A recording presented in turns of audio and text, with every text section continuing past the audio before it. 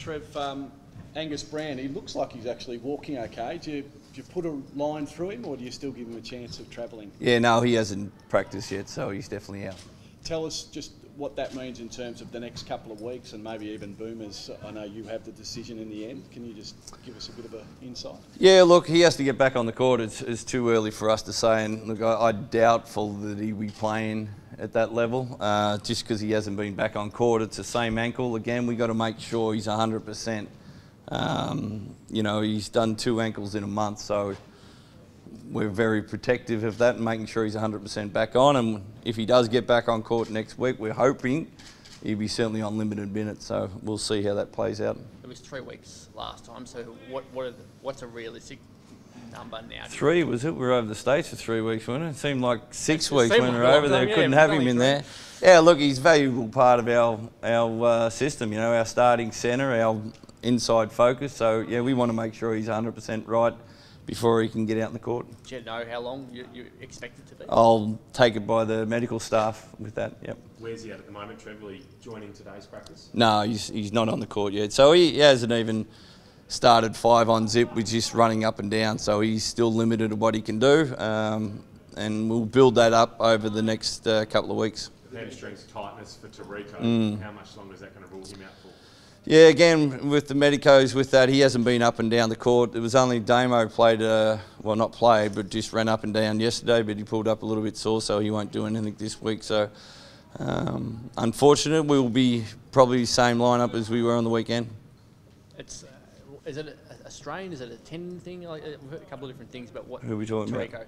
Yeah, no, it was the tightness of the hamstring. I'm getting the information same as you. So there's no tear in the hamstring, it's just more, yeah. Yeah. Look, it happened in the last 30 seconds of practice on Thursday, which was not great, but it is what it is, and we've got to deal with it. You've got these injuries, and you've still got the import spot up for grabs. Is there a consideration of maybe starting to look now, even if it's a short-term sort of solution? We're hopeful these guys will be back at the fever break. So, look, if it was a long-term, yes, but no, they'll be back shortly. To look at that import spot and see it's really quite valuable to have that in your pocket for the end of the season. Really happy with the team we've got right now. With Angus, you said that you'd be guided by the medicos. Have they given you any indication of the time spent? Look, he hasn't even been running up and down the court, so until he does that and see how it recovers, if it's tight the next day and sore, and I can't predict the future, but just on history, say it will take some time. What were your immediate thoughts when he went down, given you'd seen him do it previously? Were you thinking this is really bad? Yeah, it wasn't really good 4 minutes into the game, and you're already out with Tarico. It was a big hit for us, but you know, our guys stepped up really big. Greg stepped up in Tarico's absence, and Reece and Jesse and Nick was fantastic this last weekend. And that's what you know, the opportunity gets available to the bench guys, and they've really grabbed it with both hands. They're playing with great chemistry and playing for each other, and it's a good feel out there. It's a long time on court for everyone. With the 2 games last weekend, didn't they? Obviously fatigued naturally as the weekend went on. You've got the 1 game this week, but you got any concerns at all about their ability to back up with limited people available? No, well look, that's what we do, a pretty hard pre-season. The guys are nice and fit, and you know, we did get tired at the end of the Wollongong game in the last quarter without a question, but hopefully we're a little bit better this week. Well, Clinton's in Bryce Cotton. How's he feeling? Is he pretty sore this week? He's pretty good, isn't he?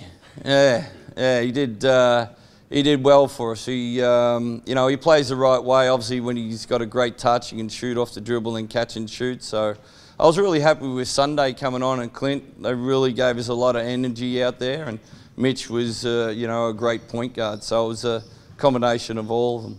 Is there any soreness in Cotton? Well, I'm sure there is. He played 2 games with travel, but it's a part of being an athlete, you know, playing 28 games. You've got to be up and right. He hasn't missed too many games that I've seen, and he's used to it. What's the turnaround for Clint in the last couple of weeks? Why's his form been so devastating as it has been?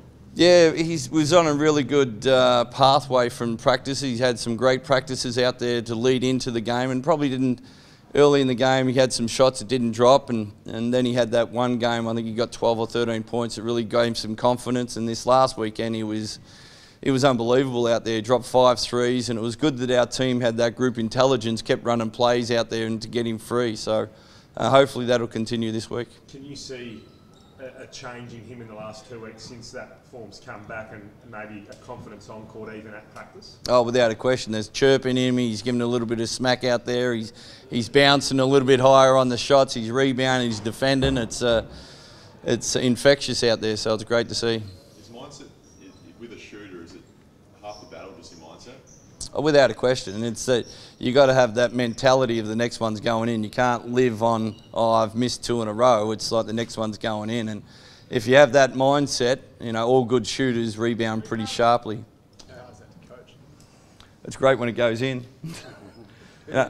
How much time do you spend, do you invest a lot of time in talking to the guy to try to get that mindset right? Yeah, well, that's just part of coaching. You talk to all the guys, and you know, you can feel and see if they're on the right path to having a great performance about a week or 2 out before, and that was Clint. You know, so now it's up to him to make that consistent performance out there.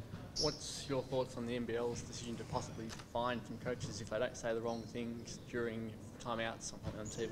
Well, they came out last week and said there was fine, so I'm not sure how they would have eventuated from the weekend.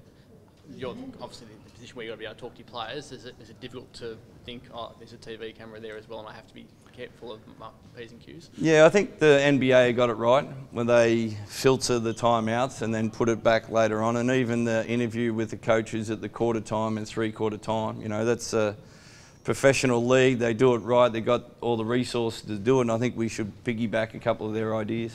Is it frustrating that you're being, as a coach, not just you, but all of your coaches are being expected to behave in a certain way when you're doing your job?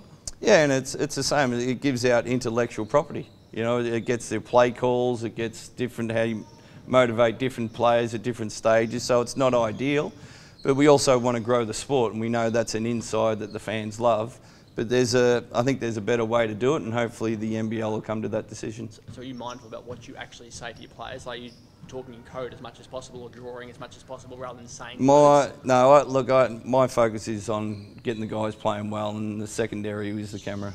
Trev, 3 men down, the longest trip probably in the NBL. What time do you head off tomorrow, and how long are you in flight mode? Yeah, it's an early flight tomorrow morning, go through the middle, which makes it a little bit quicker than going to the east coast and up. But you know, it's not ideal to have 3 guys down, but the guys really responded last week, and hopefully we've still got enough gas in the tank to go, and we've done a great pre-season, so the fitness level are fantastic, and we'll get out there and play Wildcats basketball, which is, you know, giving it a red-hot crack. And what are you making of Cairns at the moment? They've been a little bit up and down. Mello seems to carry a fair bit. Yeah, well they got 4 ex-Wildcats, so they pretty much know, and a coach, so they pretty much know our stuff out there. And look, their record says they're 1-6, but realistically they should be 4-3. They've probably listed last weekend they should have had a win, and a couple of games early this year they should have had a win. So we know that and we respect it, and you know it's going to be a tough game up there. Trev, every game has heat, but do you expect, given Drew, Walker, even Nate back here as well, given that and obviously they've moved on, do you expect a little bit of extra spice in that, or they'll want to prove something against you? Yeah, probably want to prove a little bit. You know, Lucas, it was his choice to go, but we loved having him here, and championship winning with JK and Dexter and Nate. So there's a lot of strong history in there, but obviously, you know, the moves happen in the off-season, but we're pretty happy with the team we have. Just the 1 win for them, are they a 1-win sort of team at the moment, or are they better than that? No, I just said that. I think they should be 4-3. They, you know, lost in overtime to Sydney. They lost to Brisbane right at the last minute, and I think they should have won last weekend. So they're not far away. Just to clarify with your squad, there's 2 guys in there who I don't recognise. Are they any chance of playing, or are they just training? They're just helping out to get the numbers up. Yep. It was either that or bring the assistant coaches out, and I don't think that's a good move. Good. All right.